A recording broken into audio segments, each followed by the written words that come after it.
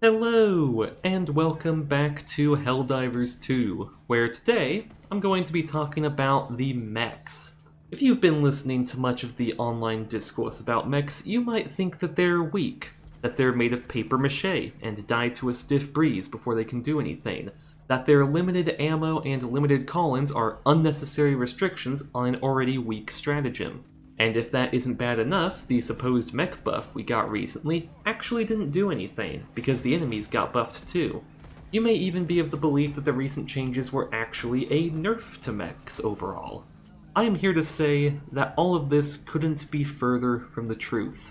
Mechs are one of the most powerful stratagems in Helldivers 2. Whether you intend to go in guns blazing for a short-lived boost in power or play more conservatively in order to stretch your mech's uptime to a majority of the mission, they can change the tide of a battle when used correctly. A single mech is often enough to hold down an entire enemy reinforcement or solo clear multiple objectives and bases, and when supported by a team or backed up by other mechs, they are unstoppable on two of the three fronts. Before going any further, I would like to briefly go over the two main strategies for using a mech that I just mentioned: the guns blazing playstyle and conservative playstyle. The guns blazing playstyle uses the mech as a short-lived but extreme power boost. This typically involves barging straight into bases and mag dumping anything you see with every weapon you have. This is extremely effective at killing vast swaths of enemies quickly, holding down reinforcements, and breaking through defenses, but comes at a high ammo cost. The conservative playstyle revolves around extending the lifespan of your mech by avoiding unnecessary fights, being judicious in ammo usage, and often conserving limited AT ammo by using AT stratagems and support weapons. Now, with that bit of context out of the way, I'll say that I believe mechs are in a good spot currently. I think they're balanced well across the board. Patriot Exosuit stomps the squids minus the appropriator sub-faction, is great against bugs, though its bug hole closing capability is limited, and can fare decently against bots due to its mix of medium range and AT weaponry. The Emancipator is a jack-of-all-trades that proves to be a bug-hole closing machine, decent on bots and squids, and a match for the Appropriator sub-faction. The Lumberer does great against bugs and squids, though it suffers against bots because of the need to close the distance with its flamethrower. And finally, the Breakthrough is decent on all fronts as it trades spawner killing utility for close range power with shields that makes it tankier and allows it to melee chaff and heavies alike. Each mech has a niche in which it is extremely powerful, and most of the time they can still hold their own even when thrown out of their comfort zone. On bugs and squids, mechs are insanely good. I'd go so far as to say they are the single most powerful stratagem you can bring against these two factions.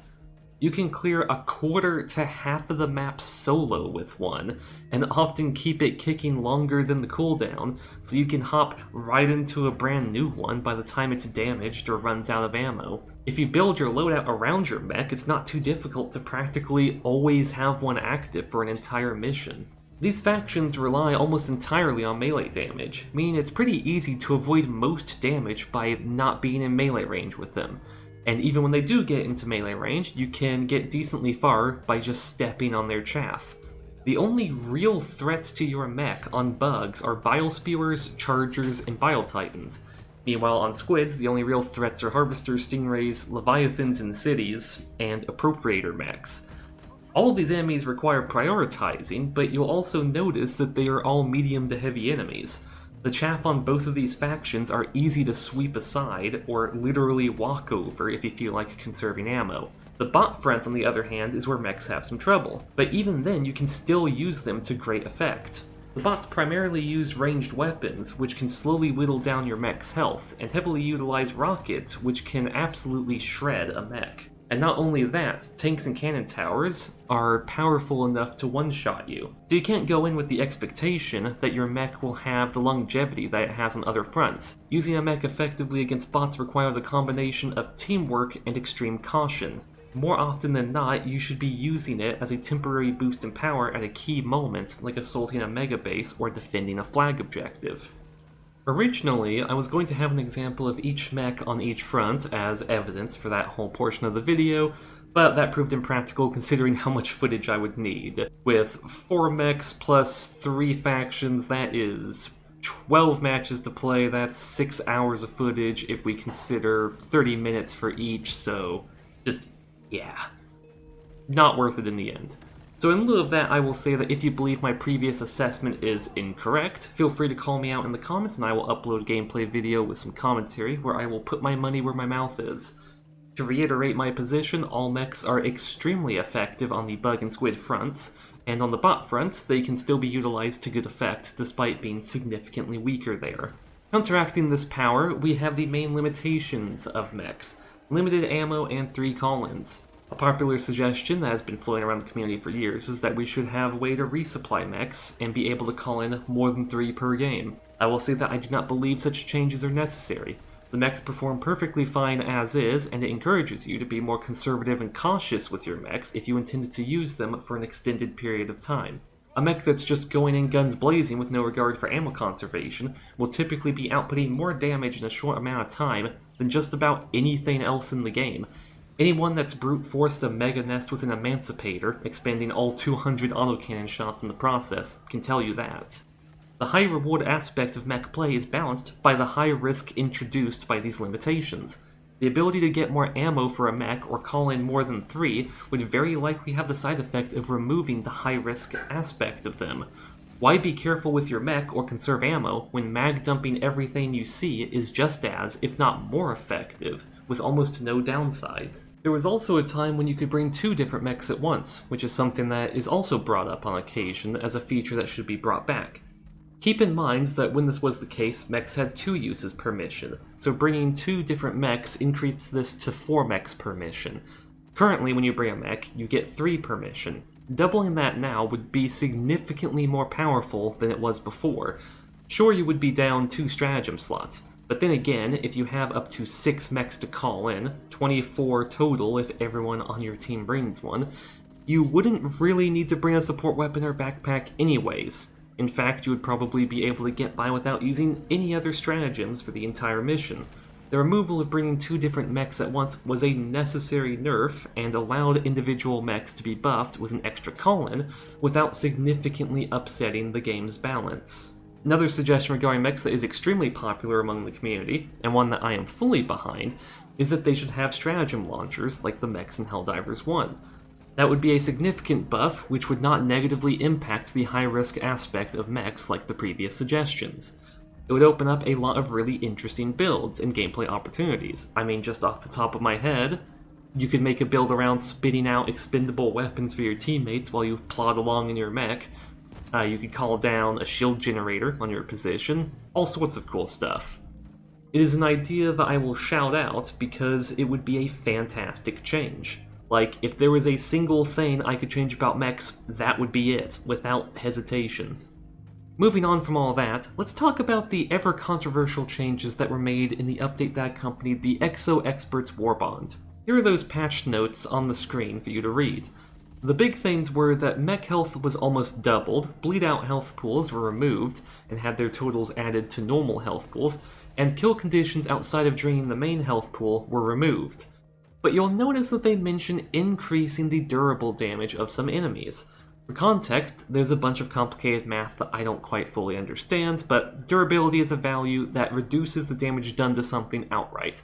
Things with durable damage bypass that durability to deal more damage. So if we had a Terminated warrior with no durability damage, its attacks would deal normal damage to a Helldiver and reduced damage to a mech, because Helldivers have no durability, while mechs do have durability. Now if you give that warrior durable damage, it will still deal the same amount of damage to the Helldiver, but the damage reduction versus mechs will be decreased based on the value of the durable damage. When people saw that a lot of enemies got durable damage increase accompanying the mech health buff, they assumed that the mech buff didn't actually do anything. A lot of people said that Arrowhead doubled enemy damage towards mechs to invalidate the doubling of mech health. This was used as an example of Monkey's Paw balancing, and how Arrowhead just can't help themselves, and can't even buff the mechs without nerfing them. Before I started writing the script for this video, I hadn't bothered to research the exact values of the durable damage changes, since the mechs did feel a bit tankier in my experience. But now that I was making a video about it, I thought I would take a look at the concrete numbers. And I found this very useful Reddit post, which puts everything into a nice table, I also cross-referenced it with a couple of other posts to make sure that there weren't any discrepancies, so I'm pretty sure the data here is all correct. I copied the values into a spreadsheet and made a couple of graphs to help visualize the changes. Here we see the before and after of enemy durable damage. You'll notice a marginal increase to damage on quite a few enemies, with some of the larger relative increases being among bug chaff. For some additional context, I thought I would make a version of this graph which included the mech health change as well. As you can see here, that is quite a substantial difference in before and after values. However, this chart isn't the most readable because things have been squished a bit, so I thought I would make yet another chart that tracked the percent difference in before and after values. Now this chart right here really tells you something. By taking the percentage change in before and after values for damage and mech health, we can clearly determine what actually got better or worse against mechs, relative to the increase in mech health. The red bar represents the percent difference in mech health after the update, an increase of roughly 88%. Everything to the right of it has a greater percent of change, meaning that they are more effective against mechs than before, and everything to the left of it has a lower percent of change, meaning that they are less effective against mechs than before. Keep in mind, anything that did not get durable damage changes was also nerfed against mechs. You will notice a pretty clear trend here with the exception of Shriekers. Pretty much everything that got a durability damage buff is still less effective against mechs than they were prior to the update. A far cry from the many claims out there that durability damage somehow completely invalidated the buff to mech health. I know people are going to bring up the impact of durable damage increases against sentries and other vehicles, but that is a separate discussion than the focus of this video, which is on the mechs and their current balance. Though I will say, Bastion Tank? It's also in a good spot right now, just like the mechs. I'll probably make a video about that sometime in the near future because that is another vehicle that I think is unfairly maligned. Mechs have been buffed several times since they were added to the game. They've been given more health, more ammo, and a third column, which were all necessary changes that resulted in better balance for the mechs. They have been too weak in multiple ways at times, and as a result of player feedback and criticism, they have received a number of healthy changes, which at present puts them in a good spot balance-wise. But in spite of all of this, the narrative that mechs are weak remains. Some of this narrative is just residual from times when mechs were worse. Not everyone keeps up with the game, and outdated information gets circulated. It happens. But another part of this narrative is fully aware of how mechs are currently, and yet come to a vastly different conclusion on mech balance than I do, a conclusion that I believe to be incorrect. I love the mechs. I love using them. I love making loadouts based around them. Me and my friends have a ton of fun whenever we bring them. And yet there is this discrepancy in our experience and the prevailing narrative. One of a number of discrepancies which inspired me to start making these discussion videos in the first place. Pardon me, because I am going to go on a bit of a ramble here, but in the Helldivers community, there is a lot of noise. There are a ton of valid concerns about the game, but also a lot of unfounded criticisms as well. And it is the unfounded criticisms that annoy me in particular, because they can very easily drown out real concerns that should be addressed. My goal with these discussion videos is to cut through some of that noise. When I see an argument or a narrative that I don't think holds any water, I want to call it out. And then when people ask for receipts, I'll take them up on their challenges. And when there is something that I think is wrong with the game, I want to give it a fair critique, break down exactly what's wrong, why there's an issue, and brainstorm potential fixes. So far, I have one video doing the former, which was not so popular, but I'll stand by it, and one video doing the latter, which really took off, which is great to see. Now that I've tested the waters on both of these, I feel confident in continuing this series, and hope that I can contribute something productive to the conversation surrounding Helldivers.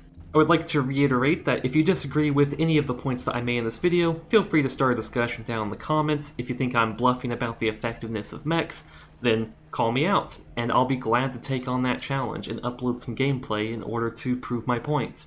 With all of that said, thank you for watching, and I will see you next time.